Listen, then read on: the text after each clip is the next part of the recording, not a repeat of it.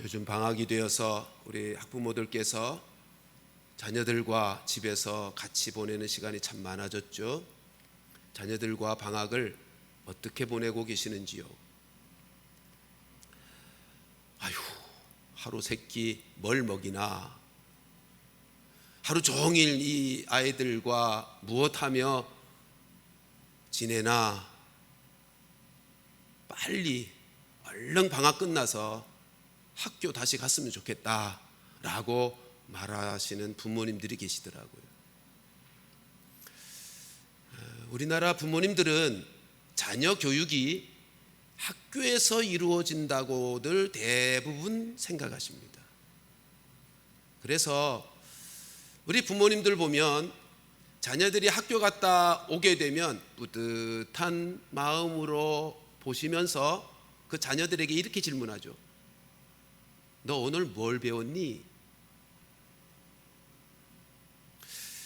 여러분, 유대인들 부모는 학교 다녀온 학생들, 자녀들에게 무엇을 물어볼 것 같습니까? 너는 오늘 선생님에게 무엇을 질문했니?를 물어봅니다. 그러니까 유대인들은 질문과 토론을 중시 여기기 때문에 어릴 때부터 질문하고 토론하는 그 일을 가정에서도 학교에서도, 아니 삶의 모든 현장 속에서 아주 일상이 되어 있습니다. 그래서 유대인의 교육과 관련해서 밥상머리 교육이 아주 유명하죠. 부모들이 자녀들과 함께 식탁에 마주 앉아서 질문하고 대답하고 질문하고 대답하는, 그래서 아이들로 스스로 깨닫게 하는 그 밥상머리 교육이 세계적으로 유명한 교육의 방법입니다. 그렇게 어릴 때부터 질문의 대화법을 통해서 창조적인 사고를 키워가는 훈련을 하다 보니까 세계에서 가장 많은 노벨상의 수상자들이 많다고 교육학자들은 한결같이 말하고 있습니다. 근데 그런 질문 대화법이 예수님 당시에도 동일하게 있었다는 것입니다.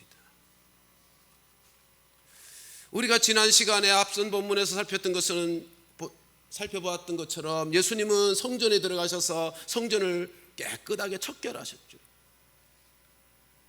그러신 이후에 하루는 성전에서 말씀을 전하고 있는데 종교 지도자들이 예수님께 찾아와서 이렇게 질문합니다. 1절 2절 같이 읽습니다. 시작. 하루는 예수께서 성전에서 백성을 가르치시며 복음을 전하실새 대제사장들과 서기관들이 장로들과 함께 가까이 와서 말하여 이르되 당신이 무슨 권위로 이런 일을 하는지 이 권위를 준 이가 누구인지 우리에게 말하라. 지금 종교 지도자들이 예수님께 와서 두 가지 질문을 합니다. 네가 무슨 권위로 이런 일을 하는가 성전에서? 그리고 또 하나, 이 권위를 준 이가 그 사람이 누구냐? 누구로부터 이 권위를 받았기에 이 일을 하는가? 우리에게 말하라고 아주 다그치며 따져 묻고 있습니다. 여러분, 왜 종교 지도자들이 예수님께 와서 이렇게 분을 내며 따져 묻고 있을까요? 그것은 지난번 본문에서 본 것처럼 자기들이 분명히 성전에서 장사하는 것을 허락했는데, 그런데 그 장사하는 사람들을 다 내어 쫓고 있으니 그동안 아무도 그럴 수가 없었고 그 권위에 대항하던 사람이 없었거든요. 그 장사하는 사람들을 내어 쫓는 그 예수님 가만두고 볼 수 없잖아요. 그 분이 나는 거죠. 그 장사를 통해서 자기들에게 돌아온 경제적인 유익이 얼마나 컸었는데, 그래서 분노가 일어나서 부글부글 끓어요. 그런데도 상황이 어땠다고요? 많은 사람들이 예수님을 좇고 있기 때문에 예수님을 어찌 해보지 못하고 잡아서 어떻게 해볼 기회만 엿보고 있었어요. 그런데 예수님께서 성전에 와서 말씀을 가르치더라는 거예요. 자기들에게 분노를 일으킬 뿐만 아니라 성전에 와서 말씀을 가르치고 있는 모습을 볼 때 도무지 용납할 수가 없었던 거죠. 예수가 누군지를 알고 있었거든요.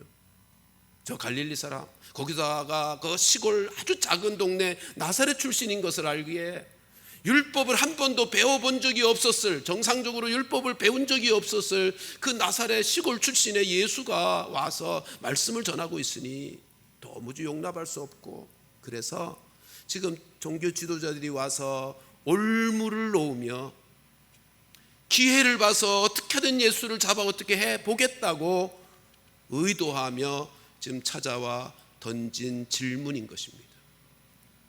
자, 그러면 이들은 예수님께 이렇게 당당하게 의기양양하게 와서 화내면서 던지는 질문하는 이들은 무슨 권위가 있는 것입니까? 도대체 이들은 무슨 권위가 있길래 예수님께 와서 이런 질문을 던지고 있는 것입니까? 이들에게는 특별한 권력이 있었습니다. 그게 산헤드린 공의회라고 하는 권력입니다. 이들이 여기 대제사장, 서기관, 장로들, 이 산헤드린 공의회라고 하는 공의회의 회원들이거든요. 주전 63년경에 예수님이 태어나시기 63년 전에 로마의 폼페우스 장군이 유대를 침략하여 정복했어요. 그리고 지배하기를 시작했습니다. 근데 로마가 지배하는 그 나라에 가면 그 나라의 지도자들로 구성된 대리 통치기관을 만들었거든요. 근데 유대는 종교 국가니까 종교 지도자들과 지파의 지도자인 장로들을 연합해서 대리 통치기관을 만든 것이 산헤드린 공의회예요. 그러니까 산헤드린 공의회는 그 당대의 유대를 통치함에 있어서 사법권, 행정권, 모든 권력을 다 가지고 있는 기관이었습니다. 그런데요, 그 산헤드린 공의회의 의장격인 대제사장을 총독이 임명했습니다.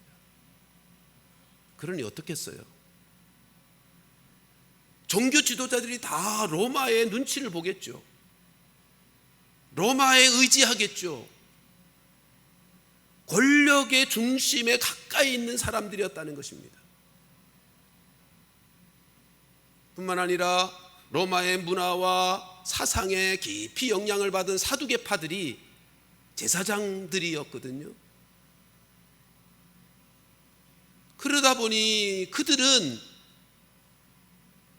그 모든 일을 시행함에 있어서 세속적인 현실을 중요시 여기는, 사실은 하나님의 이름을 부르고 하나님의 대리자처럼 행세는 하고 있지만 실제로 그들의 밥그릇을 관할하고 그들의 생사를 쥐고 있는 것이 로마 권세이기 때문에 현세적인 그들은 로마의 눈치를 더 보며, 하나님보다 로마의 눈치를 더 보며 살 수밖에 없었던 존재들입니다. 여러분, 우상숭배라고 하는 것이 다른 것 아니잖아요. 하나님보다 더 사랑하고 더 의지하는 것, 그게 우상숭배 아닙니까? 지금 종교 지도자들임에도 불구하고 로마의 세력을 하나님보다 더 의지하고 의식하며 살았어요. 그런데요, 이 당대의 종교 지도자들은 로마의 눈치만 보는 것이 아니라 백성들의 눈치도 보면서 살아야 했어요. 왜냐하면 백성들로부터 지지를 받지 못하면 로마 정권의 신임을 잃어버릴 수 있었기 때문이죠. 그러니까 이 종교 지도자들이 로마의 눈치도 보죠. 백성들의 눈치도 보죠. 그러므로 이 종교 지도자들이 그 당시 그들이 가지고 있었던 최고의 관심사, 그들이 처한 최고의 난제가 뭐냐면, 많은 사람들이 예수님을 쫓고 있어서 혹이라도 예수님 때문에 반란이 또다시 일어나게 되면 로마 군사들이 들이닥칠 것이고, 그렇게 되면 자기들이 누리고 있는 권력을 다 잃어버릴 수 있기 때문에 어떻게 하든 예수님을 백성들과 떼어놓고 예수님을 처리하고 죽여버릴 그 일이 그 당대 종교 지도자들의, 사내들인 공의의 회원들에게는 최대의 문제거리였던 것입니다. 그러니 그들 속에 그런 마음이 있으니 영적으로 어두워져서 하나님의 아들이신 그분이 자신들 눈앞에 있는데도 알아보지도 못하고 미워하고 대적하고 있는 거죠. 여러분, 예수님을 저들이 제거하려 했다라고 하는 사실은 요한복음 11장 48절에 보면서 아주 분명하게 소개합니다. 같이 한번 읽어보십시다. 시작. 만일 그를 그대로 두면 모든 사람이 그를 믿을 것이요, 그리고 로마인들이 와서 우리 땅과 민족을 빼앗아 가리라 하니, 여기 만일 그를, 여기 그가 예수님입니다. 지금 이게 사내들인 공의회가 회의 속에서 서로 나누는 대화의 내용이에요. 모든 사람들이 예수님을 믿게 되고, 그래서 반란이 일어나게 되면 로마인들이, 군인들이 닥쳐서 또다시 어려움을 겪게 되면 자기들이 로마의 권세에 의지해서 사내들인 공의회의 역할을, 권력을 행사하고 있는데, 그러니까 이 사람들은요, 관심이, 하나님의 뜻은 관심이 없는 거예요. 하나님을 섬기는 건 관심이 없는 거예요. 예수님이 누구냐도 관심이 없는 거예요. 오로지 자기들의 영예와 권세와 부귀만을 관심하고 그것만 유지하기를 바라고 있었던 사람입니다. 그러니까 자기 눈앞에 있는 하나님의 아들이신 예수님을 알아보지도 못하고 대적하고 있는 거죠.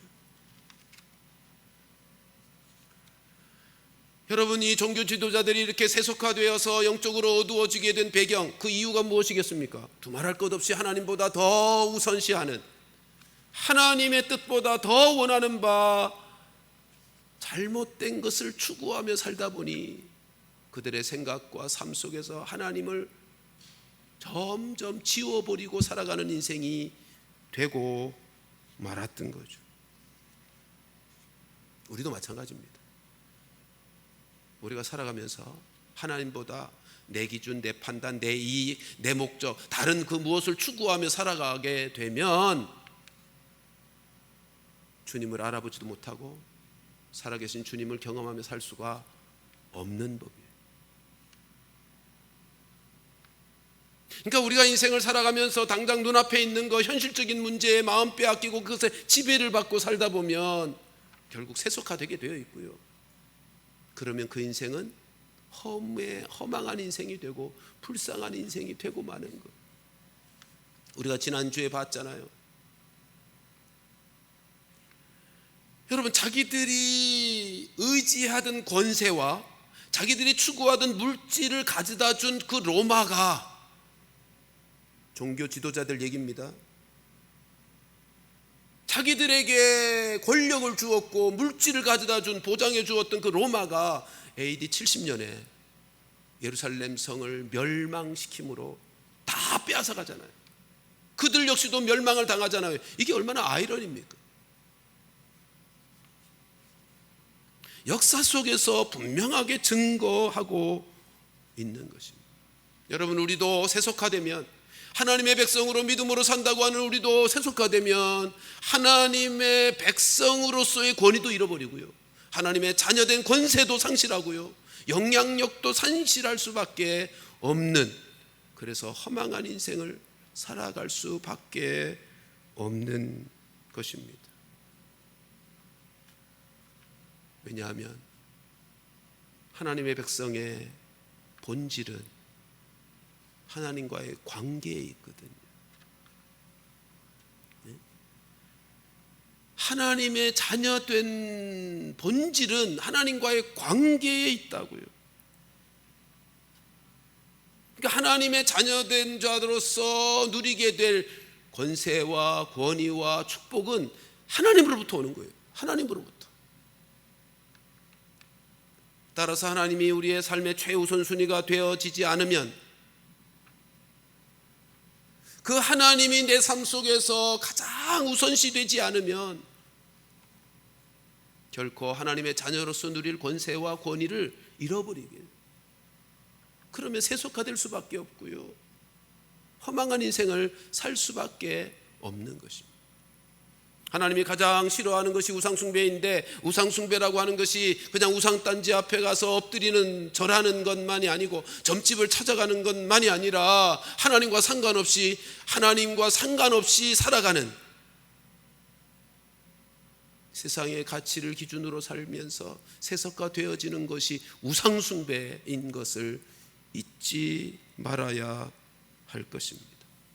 그러므로 우리는 하나님과의 관계를 가장 중시해야 될 것이고, 하나님의 말씀을 우리의 심령과 삶에서 가장 기본적인 기준으로 삼고 살아가야만 하는 것입니다.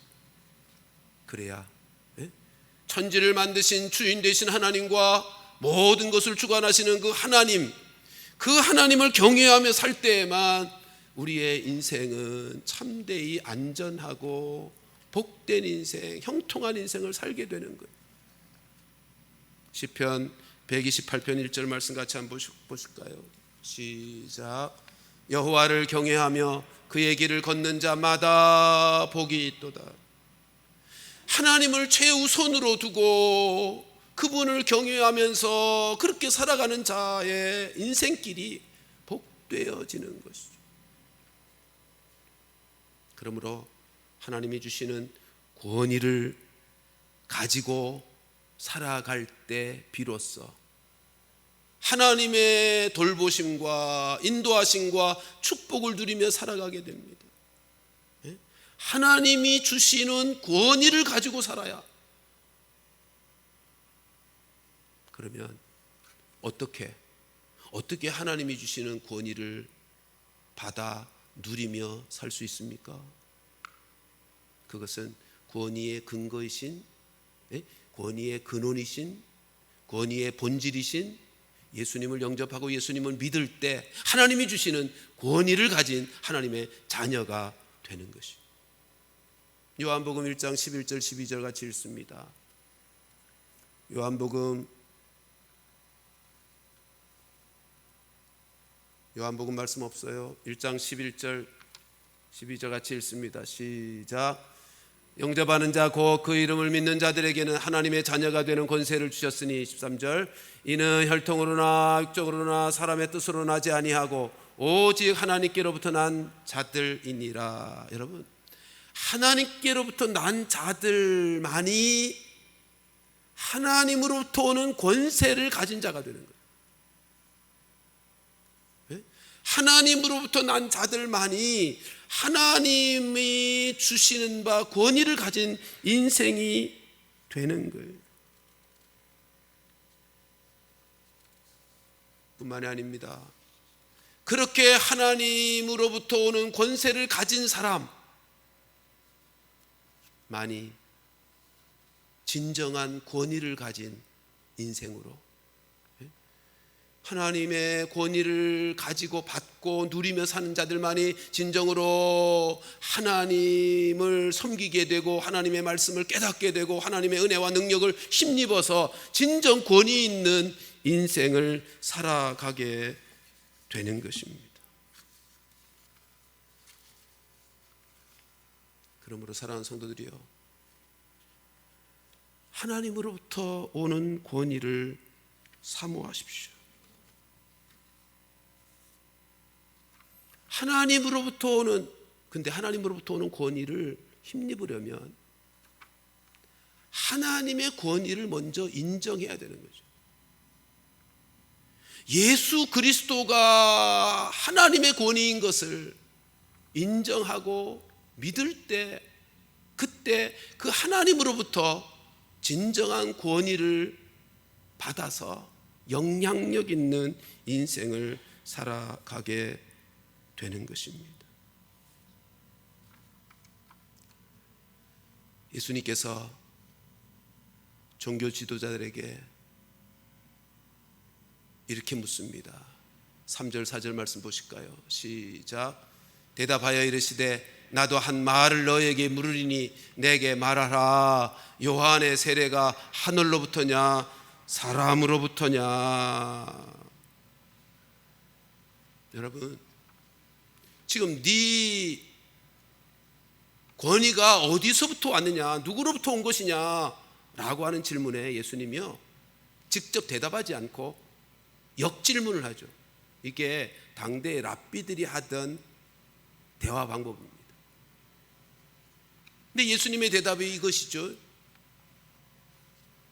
요한, 세례 요한의 물세례가 하늘로부터의 권위인가 아니면 사람으로부터 온 권위의 것인가를 묻고 있습니다. 지금 예수님이 왜 세례 요한의 물세례와 관련해서 어디로부터 왔는가를 묻고 계실까요? 그것은 당시의 종교 지도자들이 권위가 어디로부터 오는지, 진정한 권위가 무엇이며 그 권위는 어디로부터 오는지를 모르고 있었기 때문입니다. 그들이 알고 있는 권위라고 하는 것은 그 알량한 사내들인 권위, 로마로부터 주어진 권위, 사람으로부터 온 권위, 땅으로부터 온 권위, 그것만 알고 있었어요. 여러분, 그 권위 어떻게 되었다고요? 결국은 그 권위, 자기에게 주어졌던 권위, 그 로마가 다 빼앗아 갔잖아요. 이게 얼마나 허망한 권위예요. 그러니까 지금 예수님께서는 세례 요한의 세례가 하늘로부터냐 사람으로부터냐라고 하는 질문을 통해서 그 종교 지도자들이 스스로 깨닫기를 원하셨던 거예요. 참된 권위가 무엇인지를 깨닫기를 원했고, 참된 권위가 무엇이죠? 하늘로부터 오는 권위요. 참된 권위는 사람으로부터 땅으로부터 오는 권위가 아니라 하늘로부터 오는 권위요. 그리고 참된 권위가 여기 나 예수님이 계시다라고 하는 것을 깨닫기를 원하셨다라고 하는 것입니다. 여러분이 참된 권위, 하늘로부터 오는 권위를 알아야, 그리고 그 권위를 받고 누리며 살아야 인생은 안전하고 복될 수 있는 것입니다. 종교 지도자들이 자랑하고 의지했던 그 사내들인 공의의 권위, 그 권위가 로마로 인해서 오히려 다 빼앗기고 멸망당한 역사적 사건을 본다면 우리는 땅으로부터 오는 권위라는 것, 사람으로부터 오는 권위라고 하는 것이 얼마나 허망한 것인가를 깨닫지 않습니까? 하나님이 주신 권위를 가질 때만, 하나님으로부터 오는 권위를 가질 때만 하나님의 자녀로서의 권세를 누리며 살아갈 수 있는 것. 그러므로 우리는 하나님을 권위의 최우선에 두고 내 인생 속에 하나님이 삶의 최우선순위가 되고, 그렇게 살면서 하나님으로부터 오는 권위를 받아 누리며 살 때 진정 권위 있는 인생, 영향력 있는 인생, 말씀의 능력을 힘입고 경험하는 인생, 요한복음 1장 말씀에서 하는 것처럼 진정한 구원을 경험하기도 하고 복되이 살아가는 인생이 되어지는 것입니다. 여러분, 왜 하나님이 권위의 근원이 되실까요? 그건 두말할 것도 없죠. 하나님이 창조주이시기 때문이죠. 하나님이 인생의 주관자이시기 때문이죠. 그러므로 모든 권위는 그분으로부터 오는 것이고, 그분으로부터 오는 권위를 받아야 우리가 권위 있는 인생, 권세 있는 인생을 살아서 구원도 이루어가고 복된 삶을 누리며 살 수 있게 되는 것입니다. 그런데 예수님의 이 질문, 요한의 세례가 하늘로부터냐 사람으로부터냐라고 하는 이 예수님의 질문 앞에 종교 지도자들이 어떻게 반응합니까? 세속화되어 있는 이들, 자신들의 욕심과 욕망을 내려놓을 수 없었던 이들, 그래서 이 질문에 대답할 용기가 없는 것입니다. 이 질문 앞에 종교 지도자들 자기들끼리 모여서 회의를 하죠. 회의를 합니다. 회의한 결과가 뭐죠? 모른다입니다. 왜요? 두 가지를 말씀하죠. 세례 요한의 물세례가 하늘로부터 온 것이다를 인정하게 되면 자기들은 그 세례 안 받았잖아요. 그 세례를 거부했거든요. 그리고 세례 요한이 죽임을 당할 때 합당하게 여긴 자들이거든요. 그러니까 세례 요한의 물세례가 하늘로부터라고 인정하게 되면 자신들의 불신이 드러나게 되는 거예요. 그게 5절 말씀. 그리고 또 하나는 그걸 인정 안 하게 되면 백성들은 세례 요한이 다 하나님이 보내신 참 선지자인 줄 알거든요. 그러니까 돌로 칠 것 같은 두려움을 가지고 가장 지혜롭게 답을 찾은 것이 뭐예요? 모르겠다는 거예요. 모르겠다. 이에 대해서 예수님의 대답이 무엇입니까? 8절 말씀 같이 한번 읽어보십시다. 시작. 예수께서 이르시되 나도 무슨 권위로 이런 일을 하는지 너에게 이르지 아니하리라 하시니라. 여러분, 이 말씀을 통해서 우리는 예수님의 권위를 인정하지 않는 자에게는 예수님의 그 어떤 대답도, 예수님으로부터 오는 어떤 은혜도 받을 수 없다는 사실을 깨닫습니다. 근데 이 상황 한번 상상해 보세요. 백성들이 얼마나 실망했겠어요. 이 대지상 자기들이 존경하는 종교 지도자들이 모른다고 말씀합니다. 모른다고 대답했어요. 자기들은 알고 있는데 세례 요한의 권위가 어디로부터 왔는지 자기들은 알고 있는데 대지상들이 모른다고 하니 얼마나 실망했겠으며 마음속으로 비웃었겠어요. 여러분 꼭 기억하십시오. 예수 그리스도의 권위를 인정하지 않으면 우리는 결코 하나님의 말씀의 뜻을 깨닫는 은혜도 우리가 받을 수가 없습니다. 예수 그리스도의 권위, 하늘로부터 오신 하나님으로부터 말미암는 그 권위를 인정하지 않으면 우리는 결코 권위 있는 인생을 살아낼 수도, 말씀의 능력을 경험할 수도, 영향력 있는 인생이 될 수도 없는 것입니다. 그러므로 우리는 하나님의 권위를 가장 우선시해서 하나님을 내 삶 속에 최고의 자리에 늘 모시고 인정하고 살아야 돼. 하나님을, 그리고 하나님의 말씀을, 그리고 그 하나님과의 관계를 가장 내 삶의 우선순위로 두고 살아가야 하는 것이. 그리고 이렇게 살아가는 사람, 하나님의 권위를 인정하기에 하나님의 말씀에 순종하며 살고 하나님으로부터 오는 권위를 가지고 살아가는 사람은요, 또 한 가지, 하나님이 세우신 권위에 순복할 줄 아는 인생이 되어집니다. 잊지 마십시오. 만일 하나님의 세우신 질서와 권위를 인정하지 않는 자가 되면 결국은 하나님을 대적하는 자리로 나아갈 수밖에 없고 결코 하나님이 기뻐하실 수 없는 인생이 되고 마는 것.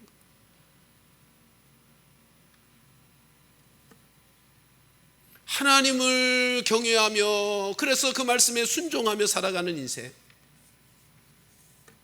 그래서 하나님의 권위를 가지고 권위 있는 삶을 살아가는 인생, 그 인생은 하나님이 세우신 질서와 권위 아래서 순복하며, 가정에서는 아내가 남편에게 순복하고 자식이 부모에게 순복하고, 여러분 가정만이 아니고 직장과 교회와 모든 영역에서 동일한 마찬가지의 삶의 방식이어야 합니다.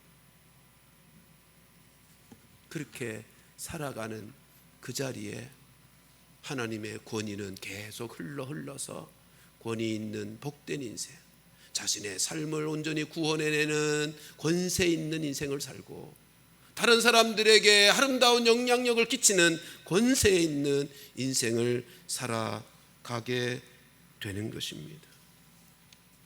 두 가지를 기억하십시오.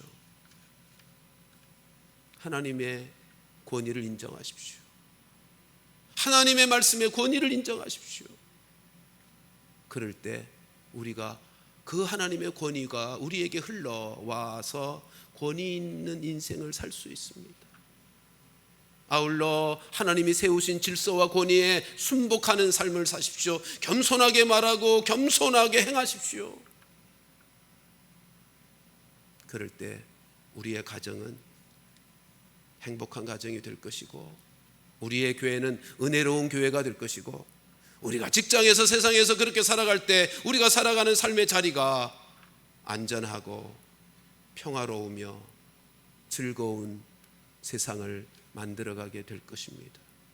올 한 해 하나님의 권위는 하나님으로부터 온다는 사실을 기억하고, 하나님은 우리의 삶에 최고의 권위를 두고 그 권위를 누리며 행하며 살아가는 자 되어져서 복의 근원으로 우리가 살아가는 삶의 자리마다 하나님의 권위의 축복의 역사가 이루어지는 아름다운 삶의 올 한 해가 되기를 주님의 이름으로 축원합니다.